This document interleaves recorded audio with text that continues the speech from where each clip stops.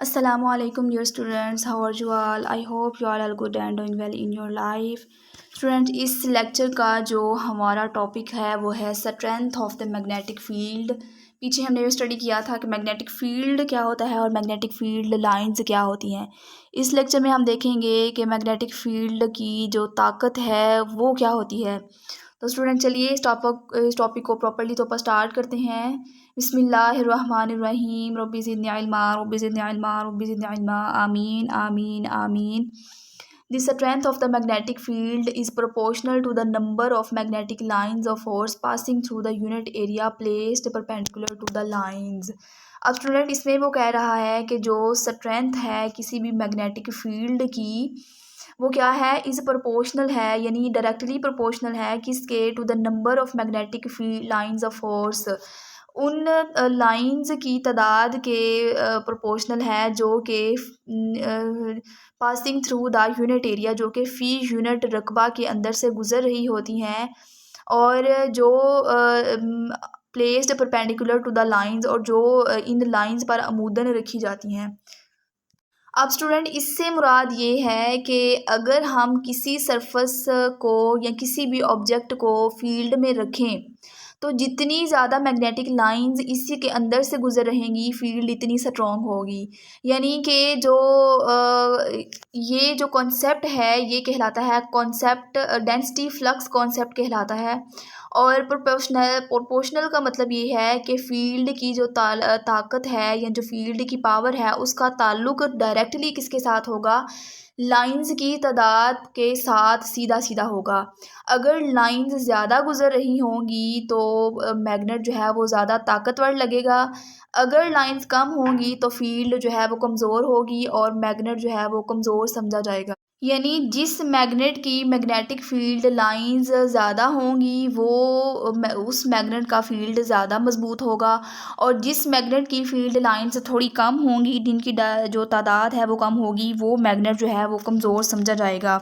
अब यहाँ पे स्टूडेंट देखिए इस फिगर में ये देखिए कितनी लाइंस हैं, तो ये थोड़ा मजबूत समझा जाएगा। और 8.8 फिगर पिछले पेज पर देखिए कि इसके अंदर से सिर्फ 2 लाइनें निकल रही हैं, तो ये थोड़ा वीक समझा जाएगा। यानी कि जो मैग्नेट का मैग्नेटिक फील्ड है उसकी स्ट्रेंथ किस पर डिपेंड करती है कि कितनी लाइंस ऑफ फोर्सेस उसके अंदर से गुजर रही हैं, कितनी फील्ड लाइंस गुजर रही हैं।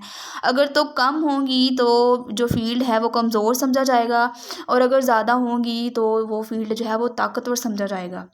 The magnetic field is stronger in regions, magnetic field जो है वो उस हिस्से में ज़्यादा स्ट्रोंग होगा, किस हिस्से में, where the field lines are relatively close together, जहाँ पे जो मैग्नेटिक फील्ड होंगी वो एक दूसरे के ज़्यादा क्लोज होंगी, उनके दरमियान जो फासला है या जो गैप है वो इतना नहीं होगा, तो वहाँ पर जो है वो मैग्नेटिक फील्ड ज़्यादा मजबूत और स्ट्रोंग होगी।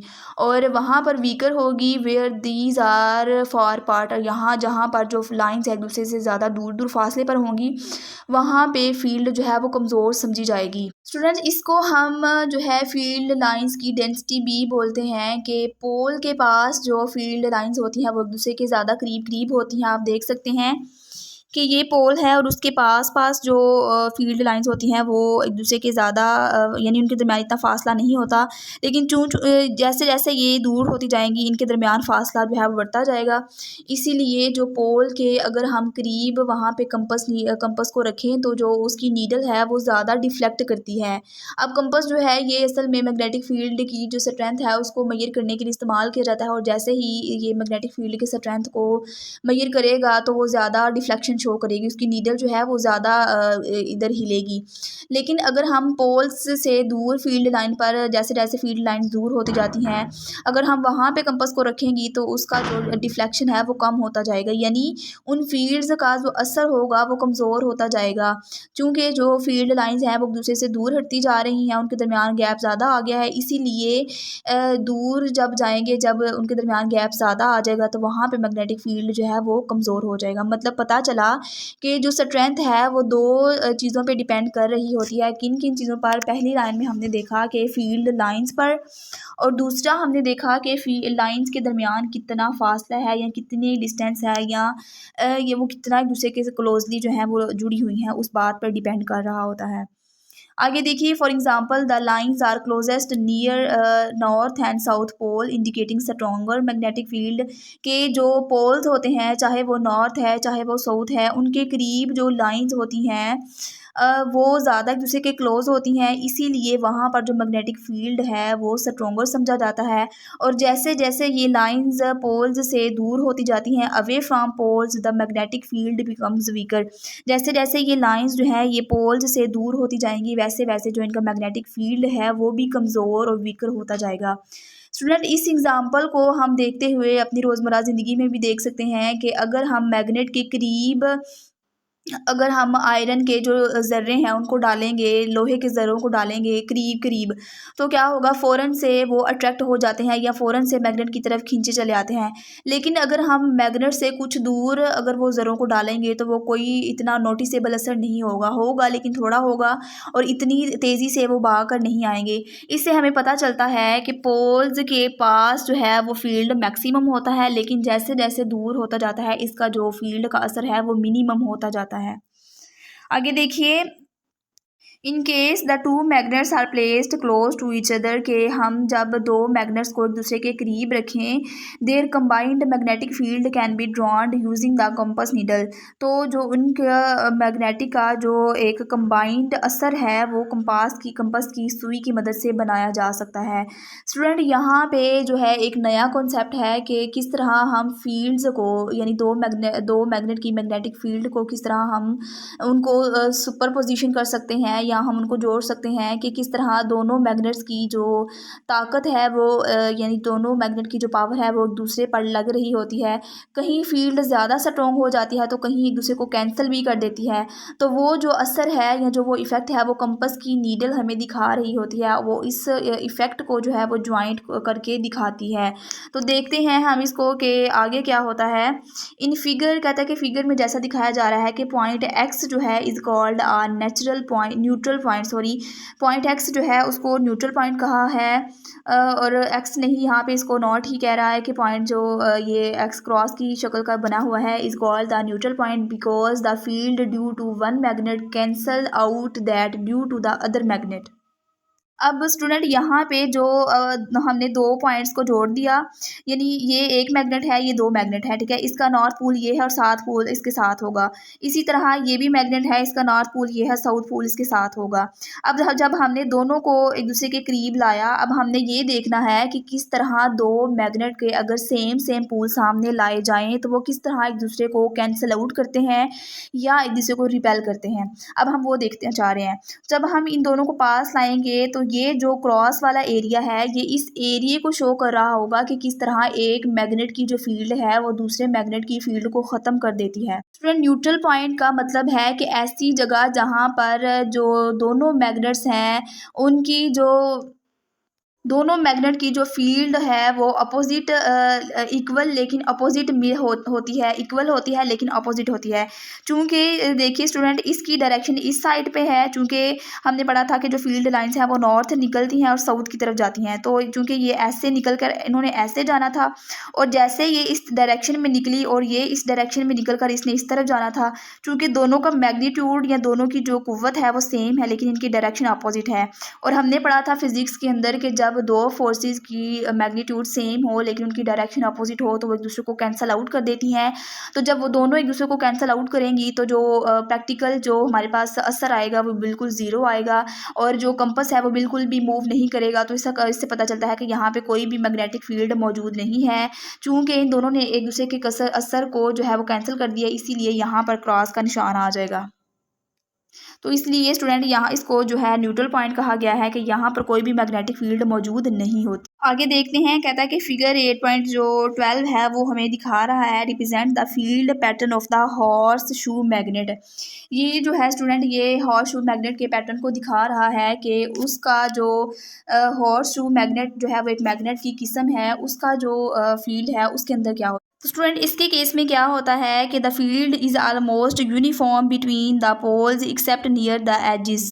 कि जो हॉर्स शू मैग्नेट है ये मैग्नेट की एक किस्म है और उसका जो फील्ड है वो पोल्स के दरमियान बिल्कुल एक जैसा होता है, लेकिन किनारों के साथ साथ क्या होता है, डिफरेंट हो जाता है। अब स्टूडेंट जो हॉर्स शू मैग्नेट है ये एक यू शेप का मैग्नेट होता है और इसकी एक ख़ास बात ये है कि जो इसके पोल्स होते हैं वो बिल्कुल एक दूसरे के करीब करीब रखे जाते हैं। आप देख सकते हैं यहाँ पर कि ये जो उनके पोल्स हैं वो बिल्कुल करीब करीब रखे जाते हैं और एक नॉर्थ पोल होता है और दूसरा साउथ पोल होता है और ये इसलिए जो है करीब करीब रखे जाते हैं कि जो इनकी फील्ड लाइंस हैं वो ज़्यादा कंसंट्रेटेड हो जाएं और नतीजा ये निकलता है कि जो मैग्नेट है वो ज़्यादा ताकतवर हो जाता है और उसकी जो फील्ड है वो तकरीबन हर जगह पर एक जैसी लग रही होती है। आप देख सकते हैं स्टूडेंट ये ज़्यादा ऊंची बुलंद नहीं गई बल्कि ये बिल्कुल यूनिफॉर्म है, यानी हर पॉइंट पर एक जैसी है। तो इसलिए जो इनके पोल्स होते हैं वो करीब करीब रखे जाते हैं, इनके पोल्स के दरमियान ज़्यादा डिस्टेंस नहीं होता जो ताकि जो फील्ड लाइंस हैं वो करीब करीब हो जाएं और एक ही जगह पर कंसंट्रेट करें, तो उससे जो है वो मैग्नेट ज़्यादा ताकतवर हो जाता है और जो उसकी फील्ड है वो तकरीबन हर जगह पर एक जैसी लग रही होती है। इसीलिए स्टूडेंट जो हॉर्स शू मैग्नेट होते हैं वो बड़े बड़े बनाए जाते हैं और उनको प्रैक्टिकल मशीन्स में ज़्यादातर इस्तेमाल किया जाता है और उनको हैवी ऑब्जेक्ट्स उठाने के लिए ज़्यादा यूज़ किया जाता है। यहाँ तक था स्टूडेंट हमारा स्ट्रेंथ का टॉपिक है, किस तरह हम स्ट्रेंथ को देख सकते हैं। वो स्ट्रेंथ का ताल्लुक होता है फील्ड लाइन की नंबर के साथ और उसके बाद उसके दरमियान डिस्टेंस कितना है उसके साथ ये बिल्कुल जो है रिलेशन में होती है। अब हम आगे देख लेते हैं कि यूजेस क्या हैं परमानेंट मैग्नेट्स के, तो चलिए इसको स्टार्ट करते हैं। बिस्मिल्लाहिर्रहमानिर्रहीम। There are many uses of permanent magnets such as, यहाँ पे कुछ यूजेस बताए हुए हैं, हम देख लेते हैं कि क्या कहाँ कहाँ पे यूज़ होता है ये। They are the essential parts of DC motors, AC and DC electric generators, यानी जो परमानेंट मैग्नेट होते हैं वो डीसी मोटर्स और एसी और डीसी जनरेटर्स के लाजमी हिस्से होते हैं, उनके एसेंशियल पार्ट्स होते हैं। स्टूडेंट्स अब मोटर्स और जनरेटर्स जो हैं वो मैग्नेट्स की वजह से ही मोशन करते हैं और इलेक्ट्रिसिटी को प्रोड्यूस करते हैं।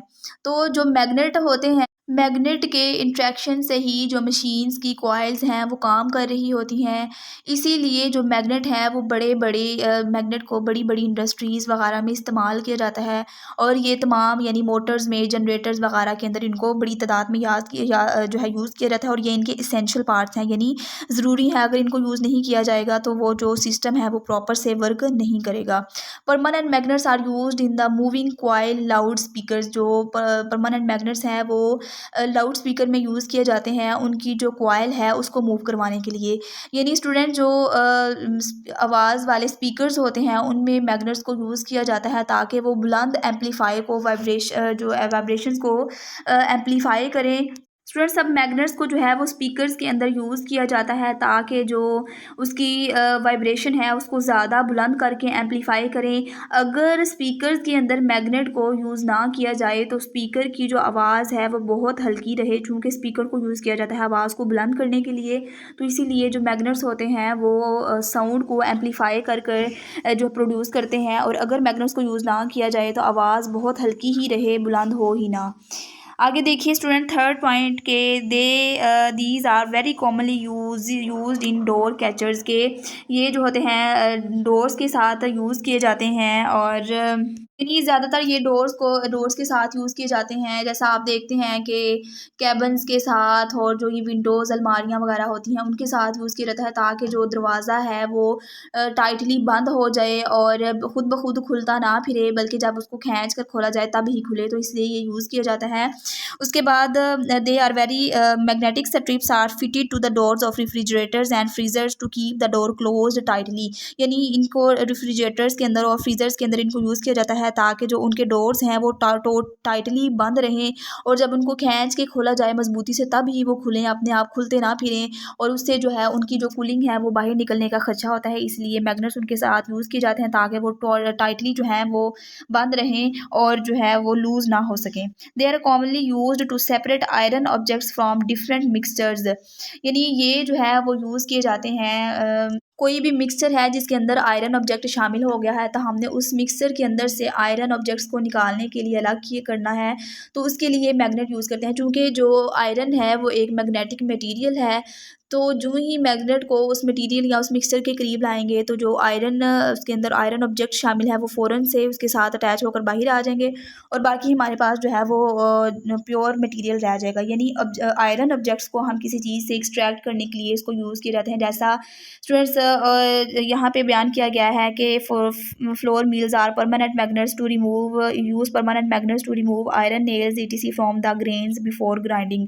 के जो फ्लोर मील्स होते हैं ना, वो आटे के अंदर से कील वगैरह निकालने के लिए इन मैग्नेट्स को अपनी मशीनों के अंदर यूज़ करती हैं, ताकि अगर जो गंदम हम लेके जाते हैं, गंदम के अंदर अगर कोई कील है या कोई भी उसके अंदर और कोई आयरन पार्टिकल हैं, वो उसके अंदर अगर मौजूद हैं, तो वो जो इसके अंदर एक मैग्नेट जो है वो एक नेचुरल फ़िल्टर का काम कर रहा होता है कि वो गंदम को बिल्कुल फ़िल्टर करता है, और ताकि उसके अंदर अगर कोई आयरन पार्टिकल्स रह गए हों तो वो उसके साथ अट्रैक्ट होकर बाहर की तरफ आ जाएँ, और जो बाकी हमारे पास दाने हैं या जो गंदम है वो ग्रेन्स हैं बिल्कुल महफूज रहें। और ये ह्यूमन हेल्थ के लिए भी बहुत ज़्यादा ज़रूरी है, ताकि कोई भी एक्सीडेंट ना हो पाए। आगे देखते हैं, in the medical field they are used to remove the iron splinters from the eyes. यानी मेडिकल फील्ड में भी ये यूज़ किए जाते हैं। ये आँखों के अंदर से जो लोहे के बारीक बारीक ज़र्रात होते हैं उनको निकालने के लिए यूज़ होते हैं। यानी अगर कभी जो है बाय चांस अगर कोई लोहे का छोटा छोटा ज़र्रा अगर आपकी आँख में चला जाए, तो डॉक्टर के पास आप जाते हैं तो डॉक्टर जो है वो मैग्नेट यूज़ करते हैं, और जैसे ही मैग्नेट को आँख के करीब लाते हैं तो वो जो लोहे का ज़र्रा है वो अट्रैक्ट होकर मैग्नेट के साथ चिमट जाता है, जिससे जो है इसको कोई भी मटेरियल है आयरन पार्टिकल्स हैं तो उसको बाहर निकाला जा सकता है। तो ये तरीका स्टूडेंट जो है ये पेनलेस है और बहुत इफ़ेक्टिव है, वरना अगर ये तरीका ना होता तो सर्जरी करवानी पड़ती और बहुत जो है पेनफुल वो मेथड होता, लेकिन ये जो है एक पेनलेस और बिल्कुल इफ़ेक्टिव सा तरीका है। आगे देखिए स्टूडेंट्स, लास्ट वाला पॉइंट, कि a piece of permanent magnet is used to reset the iron pointer is in maximum and minimum thermometer. के जो मैक्सिमम और मिनिमम थर्मामीटर होते हैं ना, उनके अंदर आयरन पॉइंटर को रीसेट करने के लिए भी परमानेंट मैग्नेट्स को यूज़ किया जाता है। अब स्टूडेंट्स, ये जो होते हैं थर्मामीटर होते हैं स्टूडेंट, वो क्या करते हैं, टेम्परेचर को रिकॉर्ड करते हैं। और चूँकि ये तो थर्मामीटर के अंदर वो होता है लिक्विड, वो ऊपर जाता है मरकरी या अल्कोहल, जैसा हमने पीछे चैप्टर में पढ़ा। और चूँकि ये इसको नीचे लाने के लिए क्या किया जाता है, ये ऐसा हो सकता था ना कि ऊपर जाए लिक्विड और फिर नीचे नहीं ना आए, तो ये उसके अंदर मैग्नेट को यूज़ किया जाता है, ताकि उसके अंदर जो भी लिक्विड है या जो भी आयरन पॉइंटर उसके अंदर इसको यूज़ किया जाता है मैग्नेट को, ताकि जो उसको रीसेट करने के लिए या उसको दोबारा अपनी पहली वाली पोजीशन में लाने के लिए ये इफ़ेक्टिव है, और उसको दोबारा से दोबारा से अपनी पहली वाली पोजीशन में ले आता है। इसके लिए एक छोटा-सा मैग्नेट को इस्तेमाल किया जाता है, और ये भी जो है वो बहुत इफ़ेक्टिव इसकी एक एप्लीकेशन है। तो स्टूडेंट, यहाँ तक थे हमारे 7 जो यूज़ेज़ थे कि किस तरह हम परमानेंट मैग्नेट को यूज़ कर सकते हैं अपनी डेली प्रैक्टिसेस के अंदर, जहाँ-जहाँ हम इसको यूज़ करते हैं, लेकिन हम ध्यान में नहीं लाते कि यहाँ-यहाँ मैग्नेट को यूज़ हुआ है।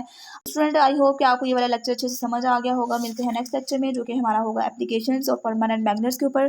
तब तक अपना ख्याल रखिएगा, अपने प्यारों का ख्याल रखिएगा। अल्लाह हाफ़िज़।